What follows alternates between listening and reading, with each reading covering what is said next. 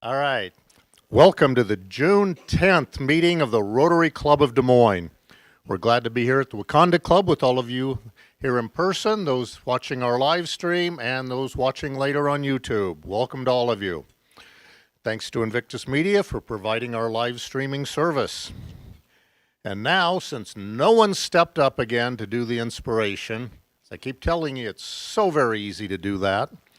I'm going to lead you in the Pledge of Allegiance and the four-way test. If you would please stand.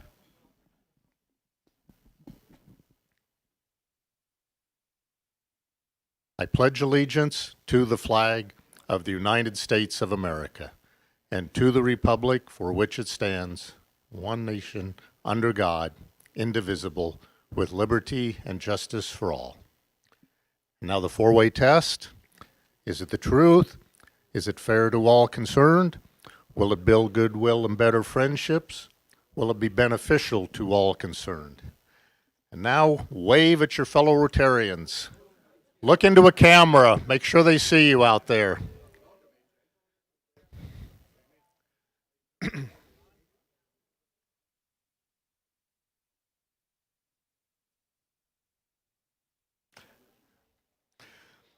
All right, we are pleased to have over 45 people here in the audience with us today. We have a couple guests joining us as well. Hopefully we can convert those guests to prospective members and then convert them to members. But thank you, guests, for being with us today. We also want to thank everyone who came out for a hospitality event at Birdland Park last week. Hopefully you saw the photos on the email bulletin, on social media, or they were streaming before the meeting, I believe. We had so much fun, it was actually determined that it was illegal in some states to have that much fun. So people asked, we should do this again. So we're going to do it again. So plan on joining us on Thursday, July 22nd, from 5 to 7 at Greenwood Park, open air shelter. Bring your own drinks, bring your own snacks, and a chair if you want to sit out in the sun, shade, whatever it's going to be there. We will not be meeting that day here at Wakanda for a typical lunch meeting, so if you want to attend a Rotary event, you need to do it that evening. And now Jason from the Community Service Committee has an announcement. Jason, if you'd come on up, please.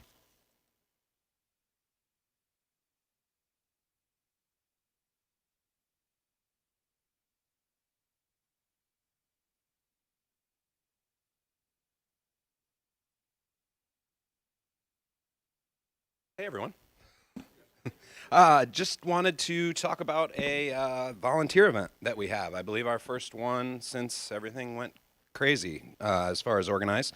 We are going to get together for the farmers market in support of the Des Moines Area Religious Council. Every week at the farmers market, they have something called Meals from the Market. Essentially, it's at approximately 11 a.m. You can come earlier and hang out at the booth if you want to. We need about 8 to 10 people. So far, we have me. So we need 9 more. Basically what we do is we get a DMARC apron, we have bins, and we go from vendor to vendor. They expect us, it happens every week, and we collect any leftover produce or other things that they're willing to donate to DMARC's food pantry. So helps with food insecurity in the area. Our own Matt Unger, when he spoke to the club a few weeks ago, inspired the idea. So if anyone would like to join, my email is in the bulletin, or you can see me after the meeting. I'll kind of hang out for a little bit in case anybody's interested. So would love to have you there. Thanks.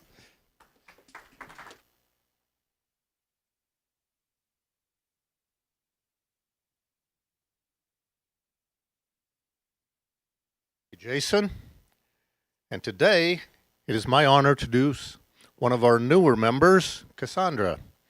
Cassandra Tant was born and raised in Des Moines, Iowa, and called Beaverdale her home for many years. She attended the University of Northern Iowa, go Panthers, where she double majored in painting and French. During this time, she studied abroad, and where else but France. She then taught English in China and co-led an art program in Berlin, Germany. These 3 international experiences motivated her to pursue her master's in international education at the University of Wisconsin-Madison. Go Badgers! We heard a boo out there. Her postgraduate studies were conducted primarily in French, and in 2016 she made the move, where else? To France, to work for a nonprofit study abroad organization. She lived and worked in Saint-Malo. Am I even close? Oh, okay. That 1 year of freshman high school French paid off finally. A small historic town on the coast of Brittany for 4 years. Her biggest career accomplishment during this time were representing her organization and at events around the country and abroad, managing an intensive language summer camp for 250 students, and helping students one-on-one become acclimated to a new country and culture, all doing this in her second language. However, it cannot go without saying that life in France is more than work. And she cherishes all that she learned, the friends that she made, and of course, the French cuisine. Cassandra moved back to Des Moines in August of last year when she accepted the position of International Program Manager at Iowa's sister states. In her current role, she collaborates with Iowans across the state and our 9 sister states across the globe to develop international partnerships and programs that promote cultural, economic, and other interests of the state of Iowa and its citizens. She joined the Rotary Club of Des Moines primarily to meet people. Fortunately, in her career, she gets to work with people from all different fields and areas of expertise. So what better way to meet community leaders than to belong to Rotary? She is thankful to Doug and Val, oh, that's me, for being so kind during a Kosovo event and helping her to join the Rotary Club of Des Moines. Cassandra is very keen on volunteering and recently, maybe foolishly, accepted the role of vice chair for the Youth Exchange Committee. Now, they did tell you that that advances to chair the following year, didn't they? Okay, want to make sure. She's an active board member for the Art Nouveau, Art Noir Committee at the Des Moines Arts Center and has been spending a lot of her free time working in the Watchman Community Garden in Beaverdale. So is that really all you've done in your 20-some years of life? Wow. And again, how did I get to be president of this organization? I've never done anything remotely close to that in my entire life. Oh, thanks, Tim. For those out you in cyberspace, yeah, the question was, why am I president? One fun fact about Cassandra is she is preparing for a week-long backcountry camping trip in the Redwood National Park. It's been a lifelong dream of hers to visit the redwood forests of Northern California. Let's everyone give Cassandra a very nice, warm welcome to Rotary.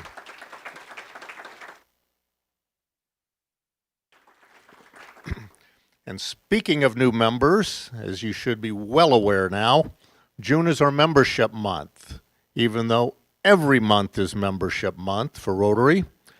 But we're doing an extra push in June. We've been emailing and sending details in the weekly e-bulletin so you can help share the Rotary Club of Des Moines experience with others. There's also information at the welcome table in the lobby. And now, before I have Tim Lilowitz come up, even though he insulted me, a reminder that when it's time for questions for our speaker to please come up to the front.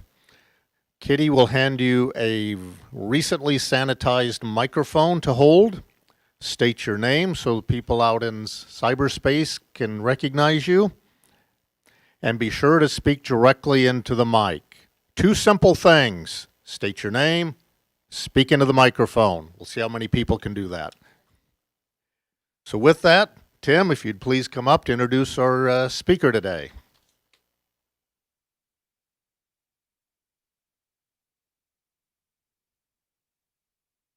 President Doug. I got a bigger round of applause than you did. Welcome. Today we are excited to have with us AJ Mumm, who is the director of the Polk County Emergency Management Agency. AJ is a graduate of Drake University with a BA in Biology and Geography, and also of Iowa State University with a Master's of Community and Regional Planning. Thank you, Doug. Sorry. AJ is an alumnus of the 2005 Greater Des Moines Leadership Institute's Transformational Leadership Program. He has taught as an adjunct instructor at Drake University, DMEC, and currently teaches with Texas A&M University's Emergency Services Training Institute. AJ has a interesting resume. In September of 2004, the Polk County Emergency Management Commission appointed him to lead the countywide agency responsible for preparing for, responding to, and recovering from natural and man-made disasters.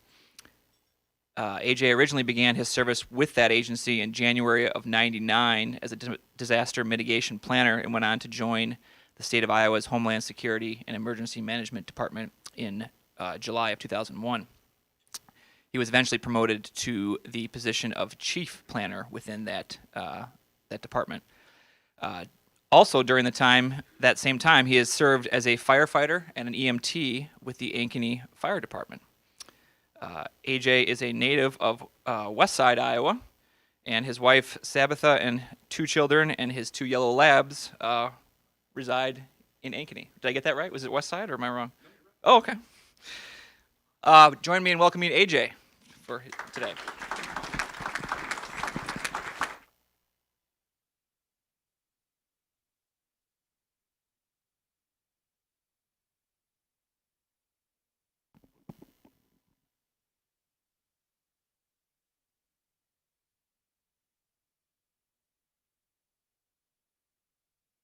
Well, thank you, Tim, and thank you, Doug, and thank you, Kitty, for helping put all this together.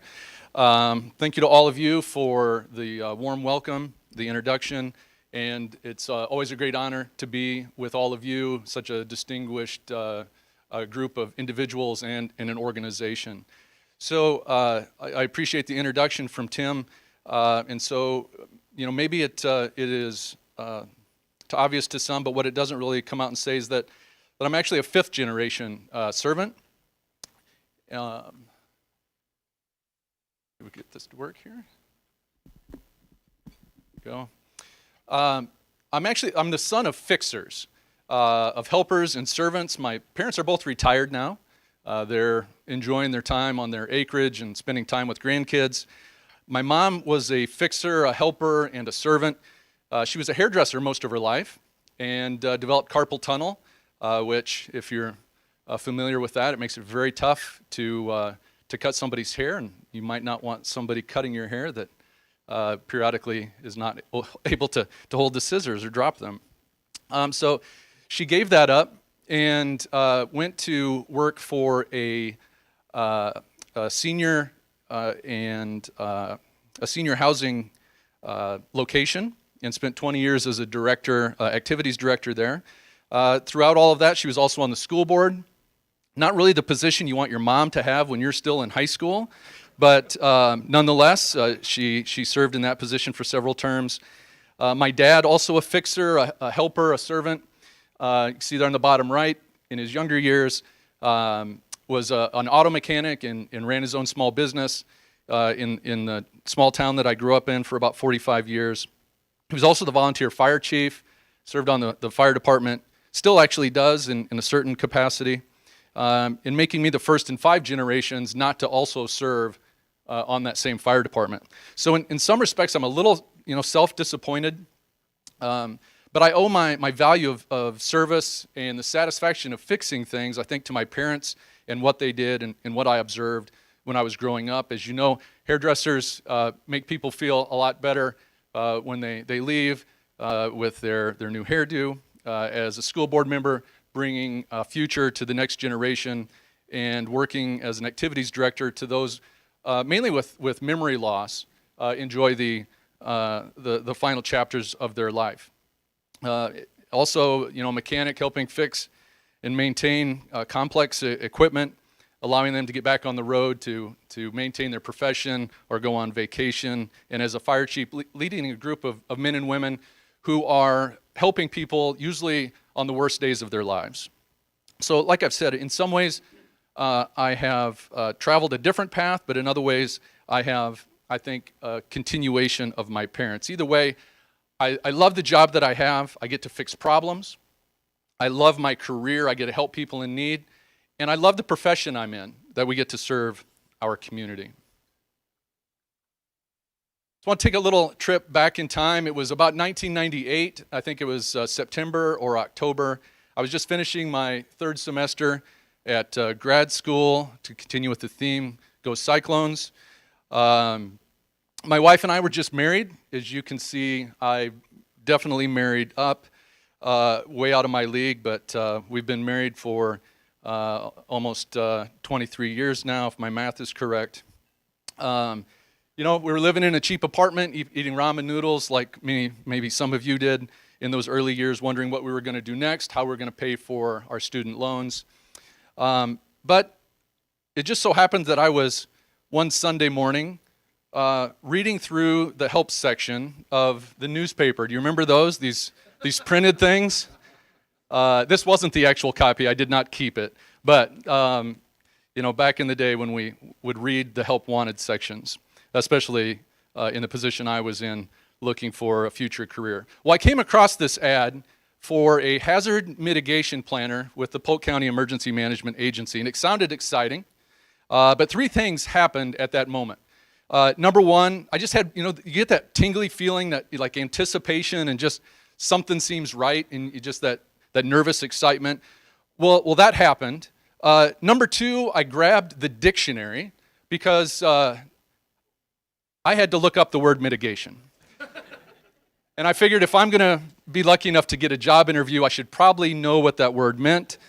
Again, I think Google was invented later in 1998, but I certainly didn't know anything about it. So hard copy dictionary, picked it up, looked up the word mitigation. By the way, I didn't bring that part up in my job interview either. And the third thing I did is I wanted to know more about what this local emergency management agency did. Also, like many of you, you've probably heard of FEMA, but I didn't really know that this local emergency management agency existed. Well, whether it was luck, style, skill, I'm not quite sure, but I was lucky enough to be selected as to fill that position, and I had a couple months before before my start date. So I was going to cram for my future profession that I was about to embark on. And so as I'm studying up to be a hazard mitigation planner, what I found out is that what we now know as emergency management actually had its roots in the civil defense program. And so a little bit of trivia here. The Office of Civil Defense was established in May of 1941, prior to our entry into World War II. And their purpose was to coordinate civilian defense efforts, basically to protect our homeland, to protect our home soil, as we saw what was about to become our nation's entry into World War II. Another thing that I learned back in 1998 was that my future career in emergency management, that the county emergency management director does not work for the county. Do you believe that? It turns out the county emergency management director actually works equally for all of the cities, as well as the county and the sheriff. So this emergency management commission form of government. And so I get to have 18 bosses, and And if some of them may be here in the room today, I've enjoyed every moment of it. So, yeah, the commission is made up of the mayors of each of the cities and the board of supervisors and the sheriff. Okay, so here it is, January 4th, 1999. I remember it like it was yesterday. I report to work in the basement of Veterans Auditorium. And so some of you, I heard, yeah, interesting place. But that's where the county's emergency operations center was at the time. And when I say basement, I don't mean just like the basement that many of you might have been in before for an event. I'm talking, you know where they keep the tables and chairs for the convention space? Past that. So way in the back. We always joke that the janitor probably wasn't even sure we were back there. But even so, we did have some interesting opportunities when you work in the basement of Vets Auditorium. So if you wanted to stretch your legs, maybe at lunch or a break, you could go upstairs. And again, if my bosses are in the room, I only spent 5 minutes of each break. But you could take in the state basketball tournament or wrestling, maybe a home and garden expo, or sometimes if you would hear the sound check for concerts that were going to be occurring later that night. So a lot of just sort of interesting times there. But also, if anybody been to the circus at Vets Auditorium? Yeah?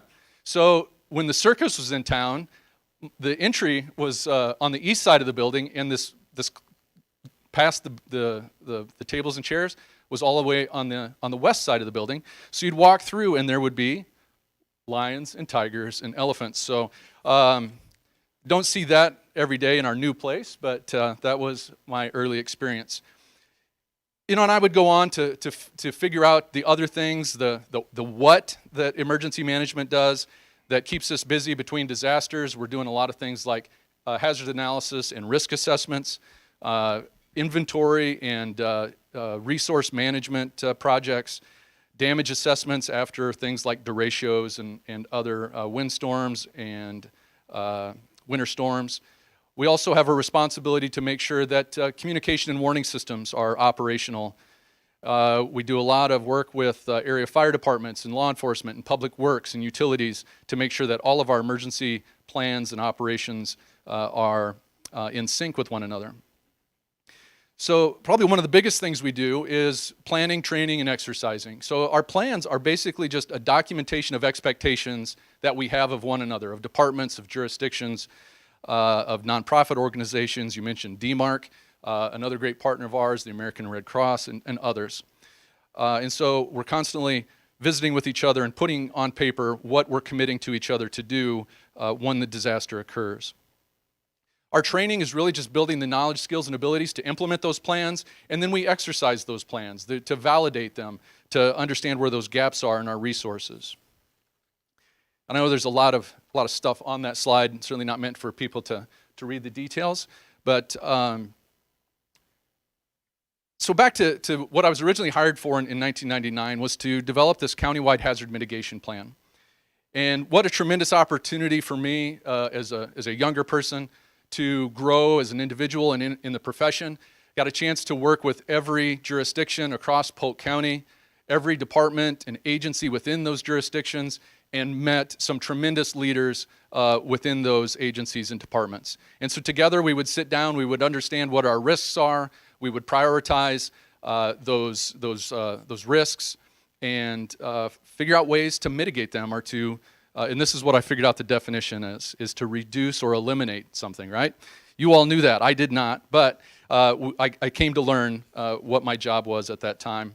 And so if you look at that plan as really the key that unlocks our ability as a community to access federal, state, and nonprofit funding resources to implement projects. So many of the stormwater projects and infrastructure you see going on around the community, tornado safe rooms, reducing the vulnerability of utilities, using natural systems like wetlands to protect our communities. A lot of those things are designed and planned many years before, and then we use that plan to justify the investment to protect our communities. And it may be a little tough to see here, but for every $1 invested in mitigation, reduces about $6 in future costs.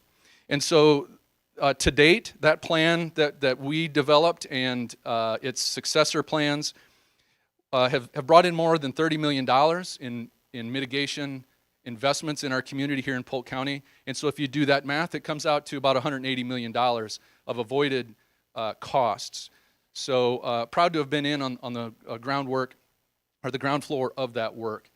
I must have done a good enough job, and the state approached me, as you heard Tim explain in my bio. So I worked for the state of Iowa starting in July of 2001, and I got to travel the state doing what we did here in Polk County all over the state and helping other communities protect themselves against floods, winds, winter storms, etc.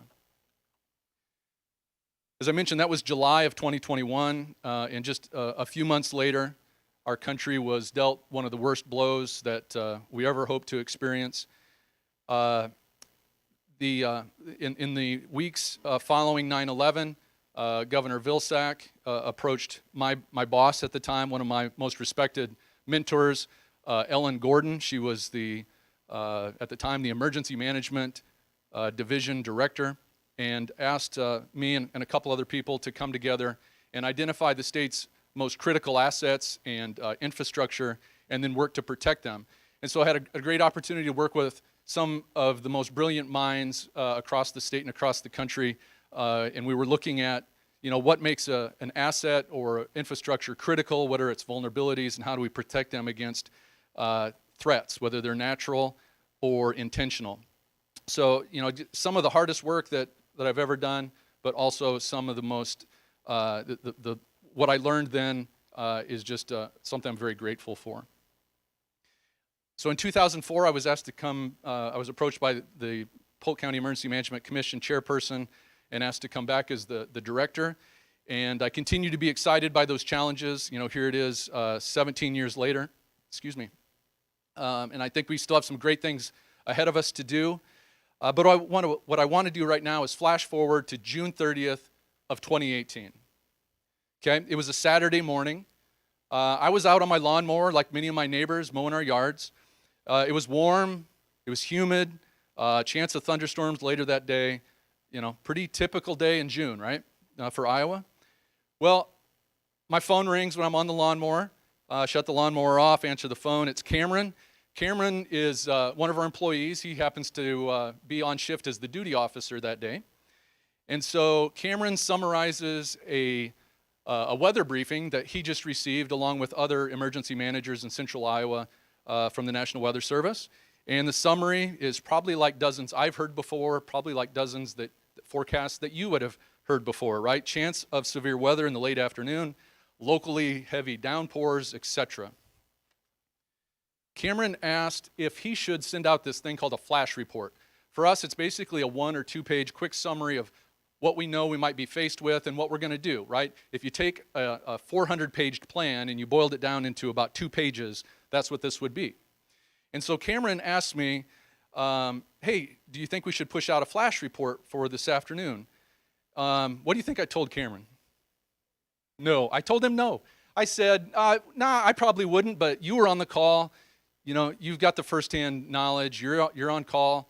Up to you.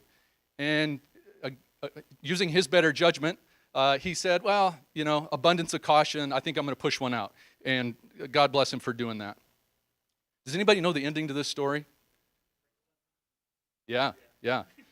So, it starts to rain, right? And not just a little bit, I mean a lot of rain.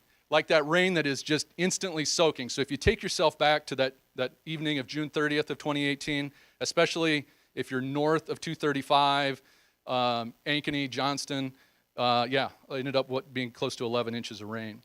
And so that lasts for an hour, then 2 hours, then 3 hours of this stuff, and we're starting to hear reports of what you see, of cars trying to make it through flooded streets, people being stranded, some power outages, etc.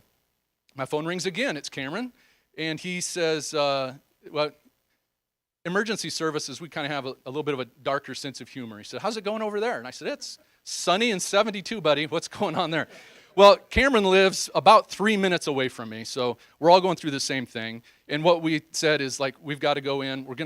We expect to get a lot more requests for basically to open up the emergency operations center because we know what all of our jurisdictions are going to be faced with. So I said, okay, I'll be right over. He said, that's great because I've got about 6 inches of water in the street. And so he walks down about 6 houses to the intersection, and I pick him up, and he is just soaked to the bone in that short time. We try to make our way into the emergency operations center. If I didn't mention, we both live in Ankeny. And so it took us, what normally is about a 22 to 25 minute drive, ended up taking us about 90 minutes. Our only way that we could figure out to get out of town is we went up to Polk City and across the mile-long bridge and made our way into what is now the Polk County Emergency Operations Center at 19th and Carpenter. And so that was the beginning of about 3 or 4 days of a sleepless response, what would become the metro area's worst flash flooding incident on record. Mr. Kotler here, some of you may know Larry, he lost his life that night, and it is a miracle that we did not lose dozens more. It really is. So that was Saturday. Later that Sunday, I needed a little bit of fresh air to get out of the EOC, to go see, I hadn't been outside in the daylight yet to see what had all been occurring. And so I decided to take a drive over to the northeast side of Des Moines over by 4 Mile Creek. And as I'm driving down, I think it was East 37th, I saw a group of people, a family, that were carrying debris out of their possessions, which were at that point soaked out of their garage and out of their home. And as I got out of the car and I could walk up the driveway, I could see on the siding that high water mark, about 4 or 5 feet up on the main floor. And I usually carry a case of water in the back of my truck, and I grabbed a handful and walked up the driveway. And I drive a marked vehicle, so when I was walking up there, they knew at least which agency we were with. And I asked if everyone was okay, and the lady I met in the driveway, she said that was only through God's work and her hero. And so it was there in the driveway that I met Beverly Phillips. Beverly quickly broke down and was in tears, and her first words were, "It's all gone, it's all gone." I asked her if anybody got hurt, and that's when she said no, it was because of God and her hero that saved her that night before. And she quickly brought me around to the back of her house, and we went in her back door, and we were standing on the landing in her home where the steps go down into the basement, and there she described to me what took place that night before. And she said that she had heard a noise, went down those steps, stood at what would be the first step off the basement floor, and saw hundreds and hundreds of gallons of water pouring in through her basement windows. And she turned around, she starts walking back up the steps, she gets about halfway up the steps, and she feels this giant push, a shove from behind. And she gathers herself, she's now somehow found herself on that top landing of the steps, and when she looked back down, the water's already at her feet. And I get a little emotional about this, it's still to this day. And she said that, she asked me, do you think that was that wind from the basement, the entire basement wall collapsing, or was it the hand of God? We both had some tears in our eyes, and we both agreed it was the hand of God. But when you look at what was her basement, it is a miracle that she did not drown in that basement that night. And so we talked for a little bit longer. And so that's where she felt that God had saved her. And then we talked a little bit longer on her back deck, and that's where she explained who her hero was. Her hero just happened to be dressed like a Des Moines police officer, that he had reached down from the roof of the detached garage and pulled her up onto the roof, and then they made their way off that roof later. And so I had a chance to talk with Governor Reynolds later that day, and she said, the lieutenant governor and I would like to go out and talk to people impacted by this disaster. And I said, I have the perfect person, Governor. You have to meet Beverly. So it was that next day that we went out and met with Beverly. And again, the tears were flowing, but there was also some laughter. And Beverly lost a lot of stuff that night. She did not lose her life, and she did not lose her sense of humor. So do you remember that moment that I said I had when I first read that want ad? It's that same feeling right here when you remember what this is all about. Why we do this job. It's not all that the assessments and the technical garbly-gook, all of that stuff. It's important, but it's not why we do it. And I think you all know exactly why we do this. It's about fixing a problem. It's about helping somebody, and it's about serving our community. That's what I love to do, and I know that's what you all love to do, and that's what this organization that you have here, that's what it does. So thank you for what you all do. Relish the fellowship. Enjoy the learning, and thank you for having me today. God bless you all, and please stay safe.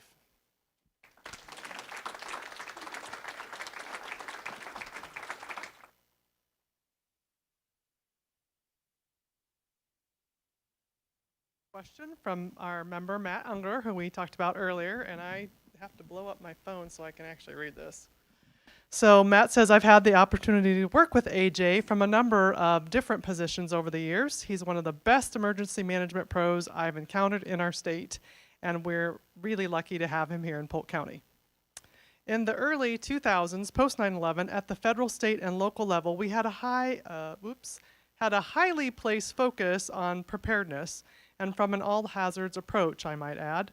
This focus included a lot of funding for planning, training, exercise, and mitigation efforts. I recall participating in a number of pandemic response exercises over the 2007-2011 span.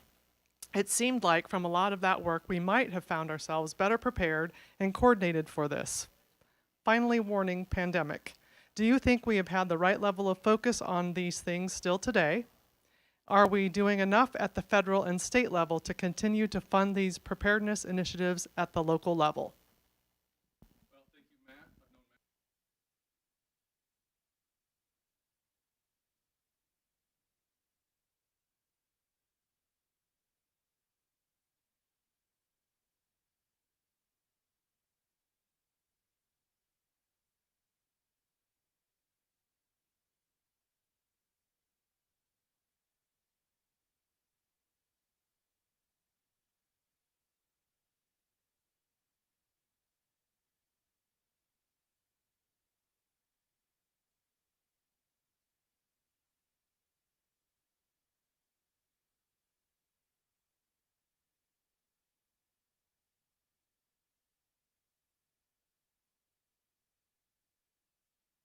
That we've gone through, the next one has been better. We still have obviously a ways to go because we still lose people every disaster. We still have tremendous costs for infrastructure. And so our work will probably never be done.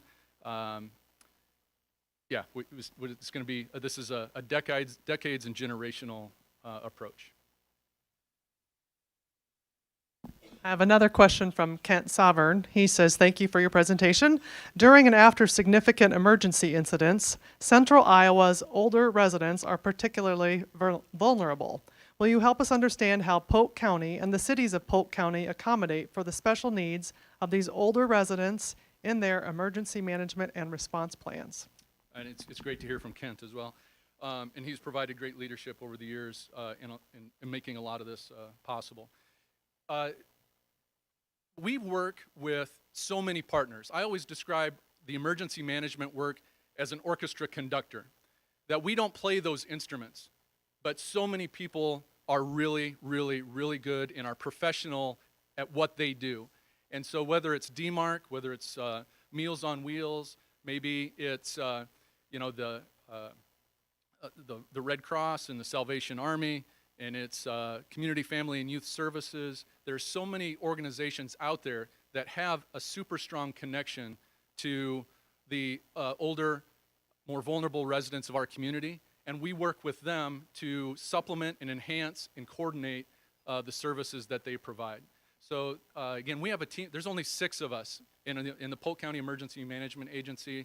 And so we absolutely enjoy the coordination and relationships with those other agencies that have those relationships with the older residents of our community and work directly with them to supplement their efforts.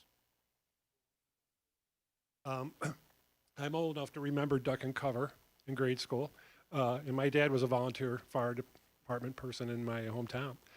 In light of what happened on January 6th at our Capitol, how involved are you in protecting our Capitol and plans for that should, God forbid, ever happen?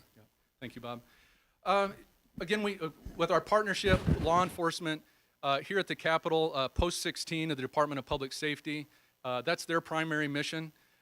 We are there to help support on their behalf. Our role is to connect them with other local law enforcement. Again, it probably makes it sound like we do more than we really do, because those relationships exist on a day-to-day basis. And so we share threat information. We learn lessons from other, in Washington, D.C. and their experiences. So we're anxiously awaiting their reports. You can see that there has been some effort about things like putting fencing around the governor's mansion on Terrace Hill. And so some of those are direct responses to other things we've seen across the country. Others have been in the works, and that there hasn't been the resources to implement those projects. And we never like to see another community be impacted like that in order to create the political will to have the resources to implement them. But in reality, that's what's occurred for decades, is that there are problems that exist and wait quietly until whether it's a flood or whether it's civil unrest. And I think that getting the political will and the resources to address risks like that have not yet materialized before they occur will always be a challenge. Hi, Jason Stuyvesant. I was up here earlier. Still need those volunteers. I guess more of a general emergency management question than specific to Polk County. There's a lot of scientific theory that a lot of these disasters we've seen over the past 20 years can be drawn back to climate change. Obviously, the less disasters, the better from an emergency management standpoint. What is the role of emergency management in trying to, I guess, advance greener options and preventing further climate change? Well, in my bio, my undergraduate degree is in environmental science, biology and geography. And so, and that was in the early 90s, before climate change became so politicized. And so what we knew from the science aspect back then was that there are natural fluctuations, but when you combine natural fluctuations in the climate with what might be an amplifying effect of human activity, I believe, again, I am certainly not the world's expert on this, but I believe that's what we're going to see, or have been seeing, is an overlap of those two natural and human-caused activities. We don't have a regulatory role, and I'm not advocating for one, but I think that if we can find financially self-sustaining incentives to do to have the least amount of impact possible on our natural systems, we know for a fact that we can use natural systems in our favor. Wetland mitigation.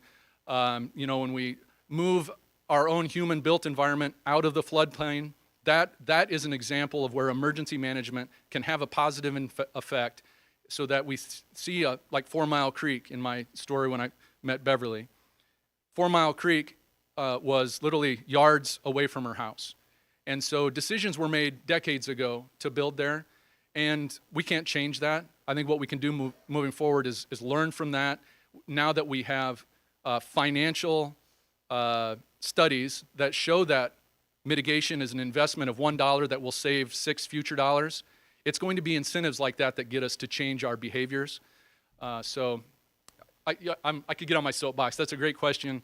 The one that takes me back to my science days, and there's going to be some. If I could say, You know, what should people go into? It would be less politics and more science. That's just AJ's view, but these things have to overlap at some point.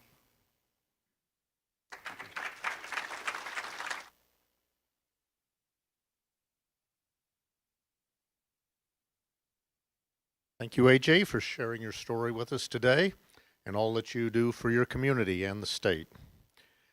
We are donating the book, Dog Team, to the Downtown School Library in your honor. If you haven't had a chance yet, we'd like you to jot down a few notes in there to our young readers. Thanks everyone for being with us today. And coming up, June 17th, Billy Hunt, Cultivation Corridor. Whoop.